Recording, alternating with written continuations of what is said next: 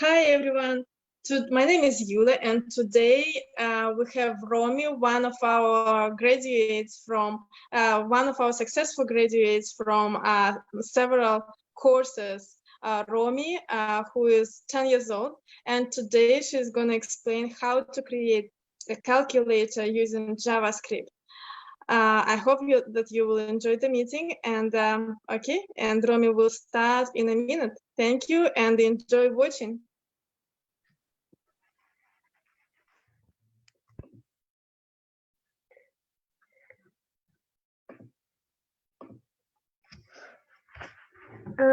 So to start a web page, we have to create a folder.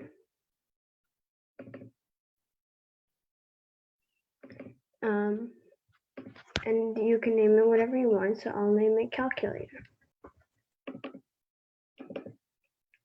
And this is where we're going to be storing all of our codes for the calculator. The first web page we need to make is our HTML web page, which this code will decide the layout and how your web page looks.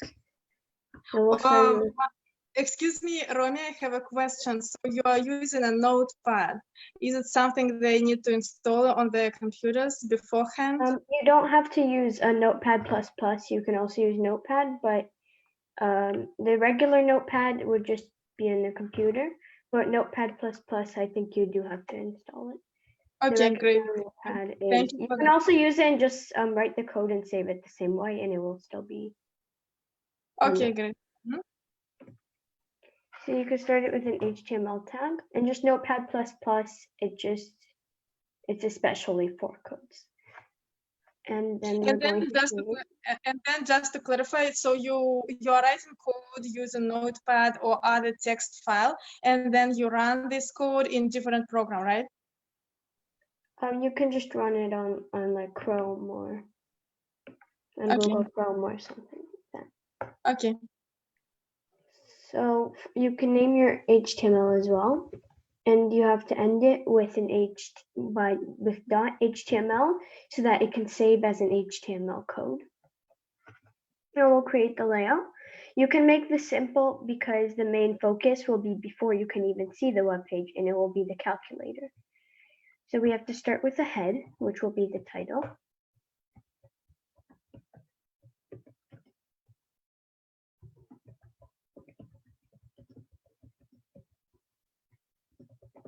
This is the page that they'll see after they do the calculator. You can close the head by adding a slash. And now we're going to connect our CSS and JavaScript. So to start our CSS, we'll start a CSS. And this one, to save it, in style .css instead of .html. And now we're going to save our JavaScript one as well.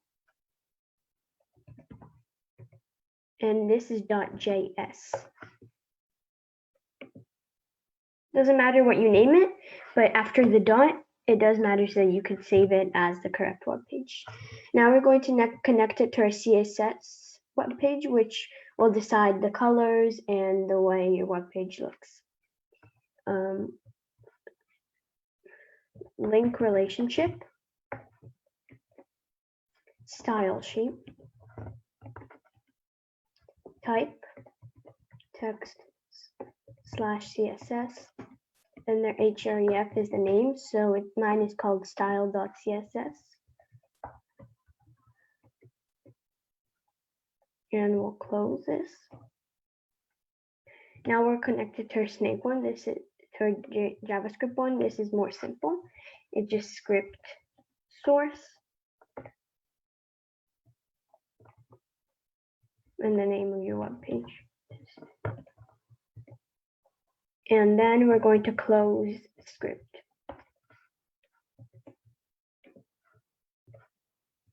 Now we can design your web page by opening up the body.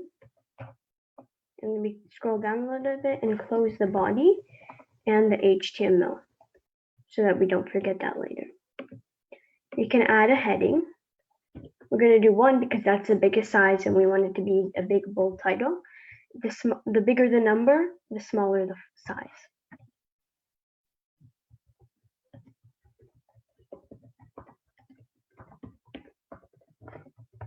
Name it whatever you want. And then we can write an H2, which will be like a subtitle.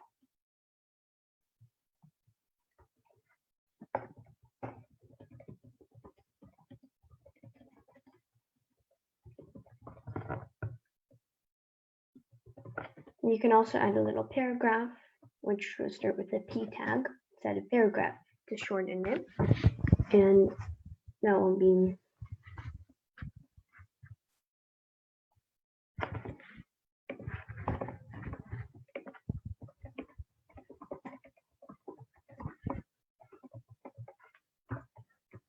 so it can be even that simple. And we're going to save it now by doing Control S. We're going to move on to our CSS webpage. The CSS, the codes are a bit different. We don't use the same brackets as here. We're going to start by adding the codes for the whole webpage, for the whole body of the webpage. We're just going to write body.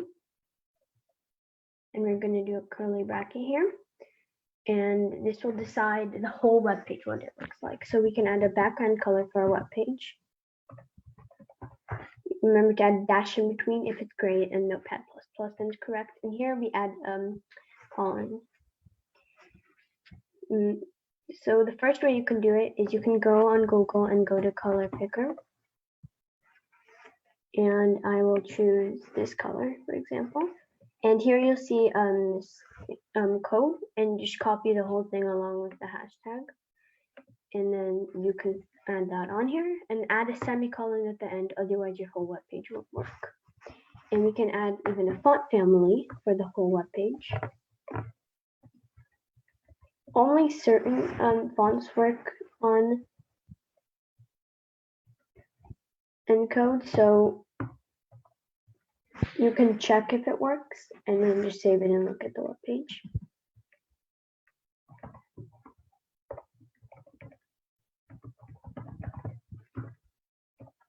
Now we can close the body just by closing the curly bracket. And now we're going to edit our H1. We can add a background color, but you can also do in CSS. You don't have to get a code like we did over here. You can also just write any color.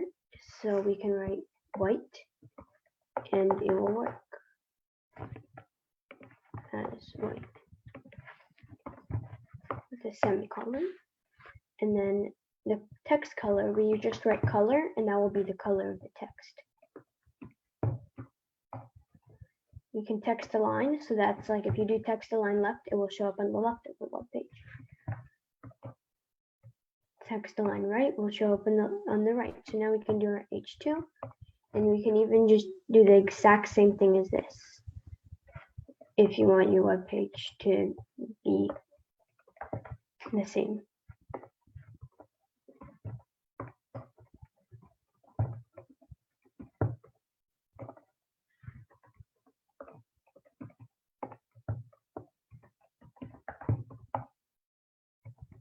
And our paragraph.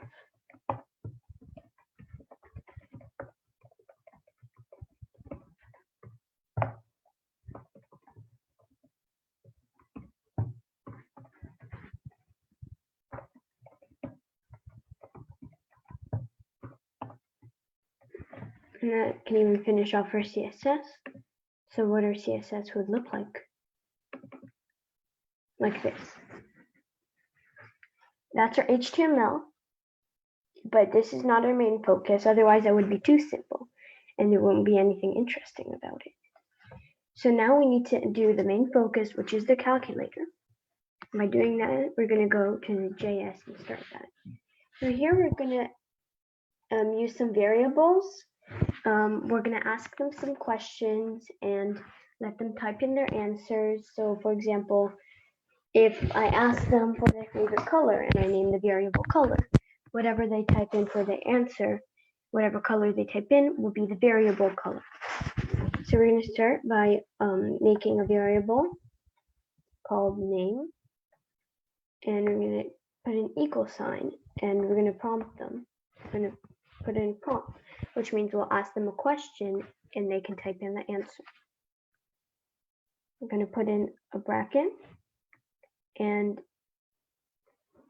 quotations, and this will be your question. This is just to add something interesting, and it's not the calculator.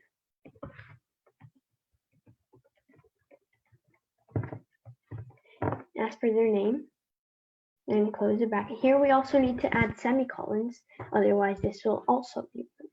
So remember to always add semicolons. And now this will be the reply to their we're going to start it with alert. Alert is when the computer just tells them something and they can press the next button. Alert, and they can't interact with the alert. It's just a little notification that pops up on the top of your screen. And we're also going to open up a bracket with a quotation. And we're going to say,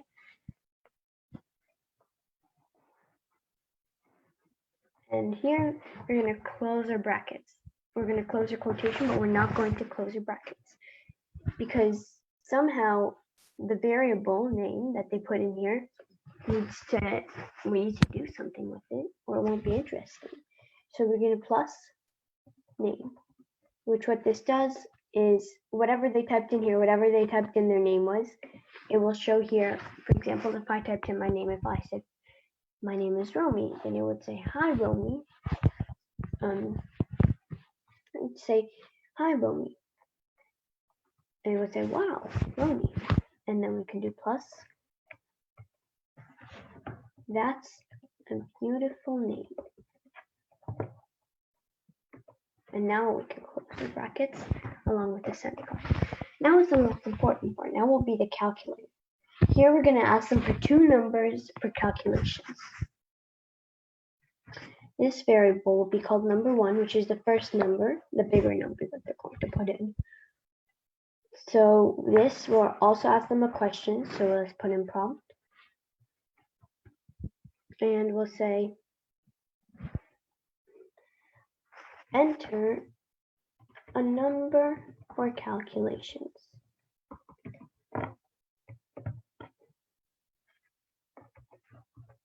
And here we're not going to add in any variables because there are no variables. And now we're going. This will be show that part of the equation. So we're going to say number one equals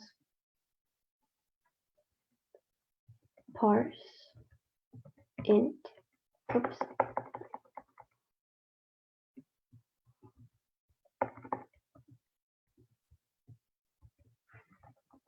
The P at the beginning has to be not capitalized because sometimes little mistakes in coding, they can make a big difference in your code. So make sure that in your parse int, then the P in the beginning is not capitalized. We're going to put in a bracket, right? The name of our variable here. And a semicolon. We're going to do the exact same thing for the second variable, except that here the number needs to be smaller than variable number one. So we're saying enter another number. This one's smaller than the last. We need it to be smaller, otherwise some of the equations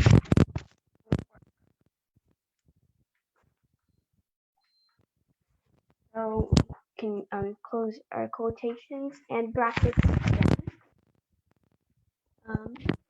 and our semicolon. And the same thing for parse number two.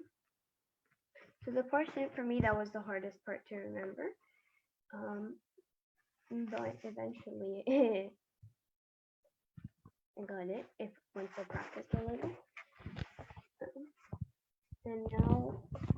And now we're going to define the equations.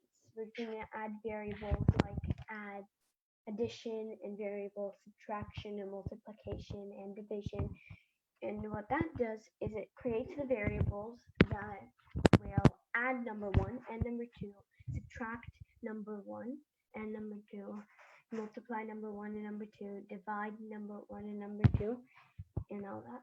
So we're going to create a variable called add, which will be the addition variable. And that variable will be number 1 plus number 2.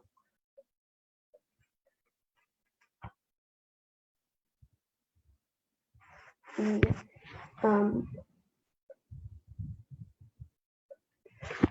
so the variable add, it's number 1 plus number 2. And then variable, I thought there was an equal sign for a moment. Variable subtract, but we're going to shorten that to sub so that it's easier to remember. Or you can name the variables, not necessarily add and subtract, but it needs to be something you can remember, that this variable is addition, this variable is subtraction, this variable is multiply. You can name it unicorn for all I know, but it would just be variable unicorn. So the unicorn is the addition. So you need to be able to remember them. The computer will be able to define unicorn as the equation number 1 plus number 2, but you need to remember that too. So I just add addition, subtraction, multiplication, and division. So this will be number 1 minus number 2. And if you see now why we had to do and the semicolon, why we had to make number 1 bigger than number 2, it's because, for example, for the subtraction, it wouldn't work out if number 2 is bigger than number 1. And the computer doesn't necessarily know unless we tell it to, that one number is bigger than the other. So number 1 has to be bigger so that you can subtract number 2 from it. And now we're going to do a variable multiply.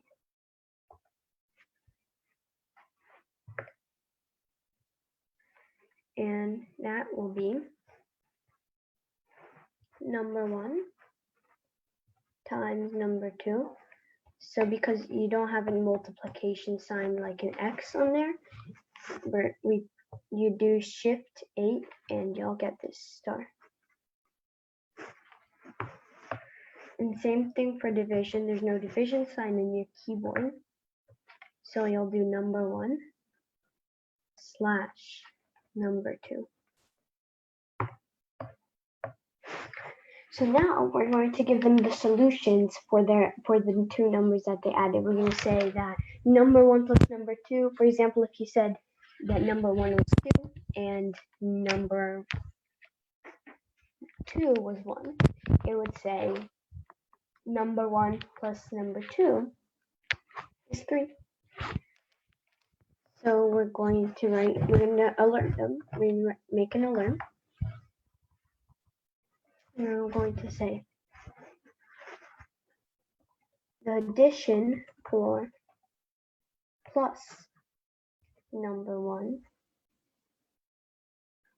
for do quotations here. We're going to add our number 1 like we did up there. So whatever they typed in, and when we ask them for the first number, for number 1, whatever they typed in there is what's going to show up here, where we put the plus number 1. Number 1 plus, well, it's not going to show a plus sign, so you're the one who needs to add that in. So we'll add quotations, and now we're going to add our plus sign, and we'll say plus number 2.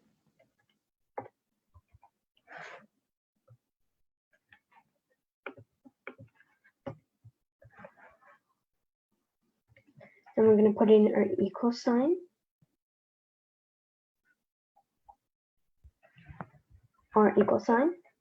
in our quotations. And now the variable that equaled variable add number 1 plus number 2, that variable, we're going to put variable add or variable unicorn, whatever you call it.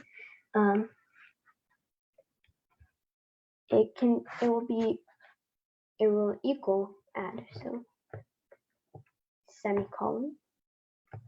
Well, you don't have to add plus there. I once made the mistake of adding a plus at the end, then my whole web page didn't work, and I was wondering why.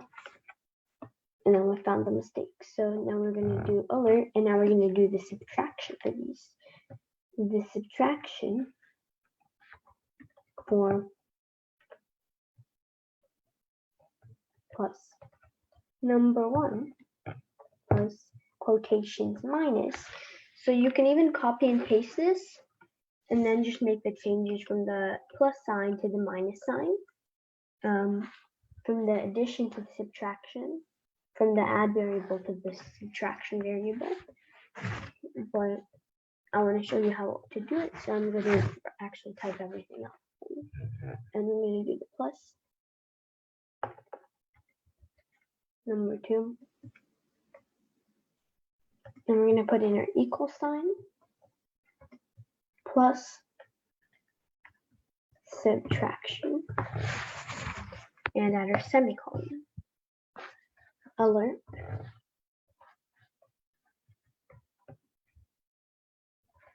Multiplication for plus number 1 plus. And here we can just type the letter X, so it can show up as a time sign for them. But in the computer, it won't understand that the letter X means time. It will just think that the letter X, so we need to do Shift 8. And plus number 2, two. Quotations are equal sign. And plus multiply, semicolon. And one last time for the division.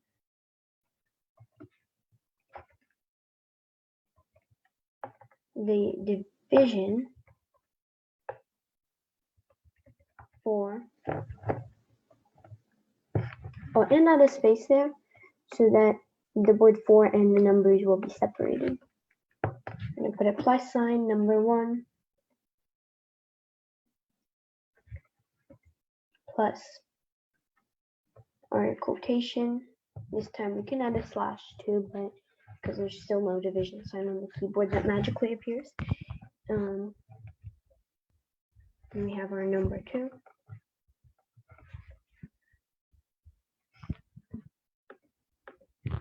And we're going to put in our quotation with our little equal sign, plus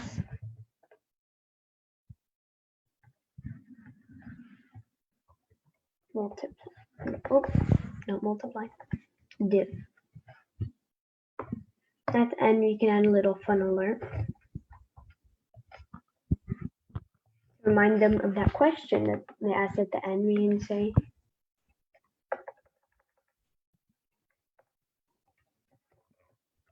we're doing the calculator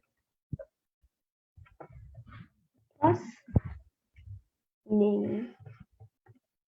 So remember how they put in their name up here?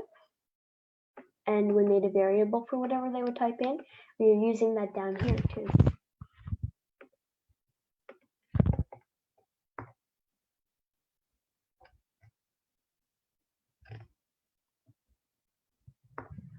Oh, and somehow I forgot to add our little brackets here, which you also can't forget. And to do something a little bit fun, we can even add an image on here. So let's write image source. And we're gonna an equal sign and their quotations, and let's go and do calculator. Put down an image of a calculator. So we can so here it will tell you copy image address. You're going to click on that because you need the link to your image in order to put it up. You can't paste you can't write you can't paste the image on there because you can't write that in code. So here we have our link. And at the end, if it says JPG, PNG, GIF, then that should be okay. But if you find a .com or things like that, or the link to a website, then that's not correct, and it won't show up as an image.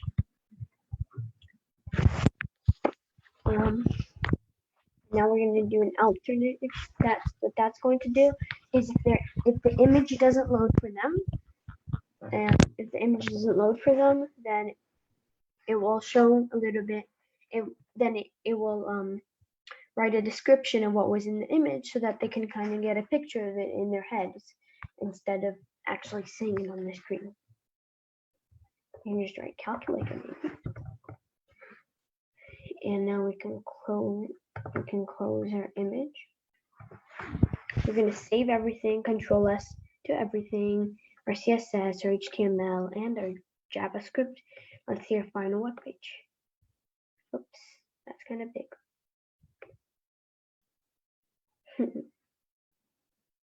Oh, and it didn't load this time also because I accidentally added a semicolon in the middle of nowhere. So semicolons, if they're in the middle of nowhere, semicolons are a big problem because if you misplace one, if you don't add one, then the whole web page will go wrong.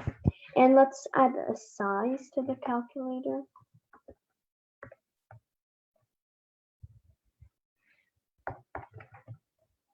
For example, I don't know what the width is now, so we can see how much we need to change from it.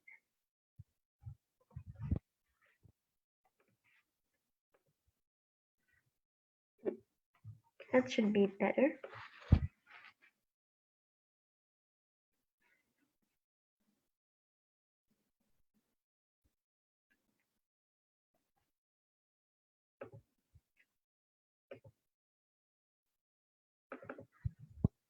So let's open up our JavaScript.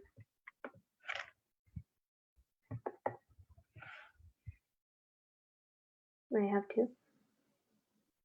Okay.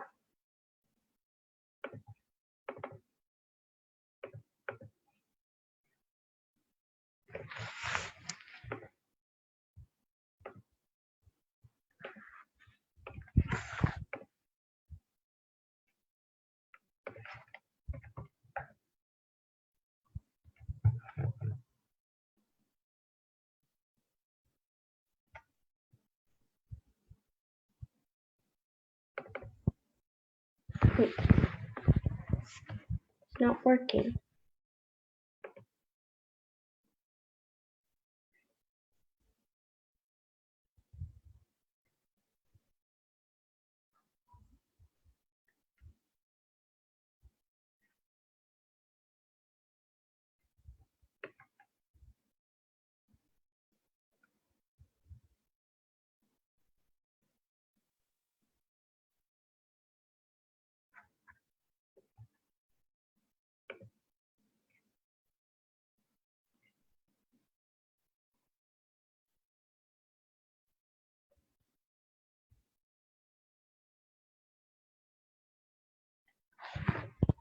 And there you're going to have your web page. Did I save it? Save it as in our folder snake.js.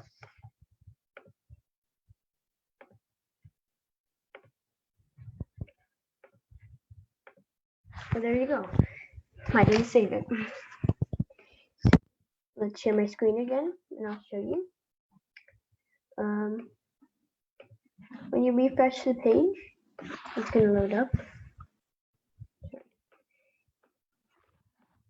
Oh. I didn't write anything, so it said none. And once you go through everything, okay, hi, what's your name? Romy.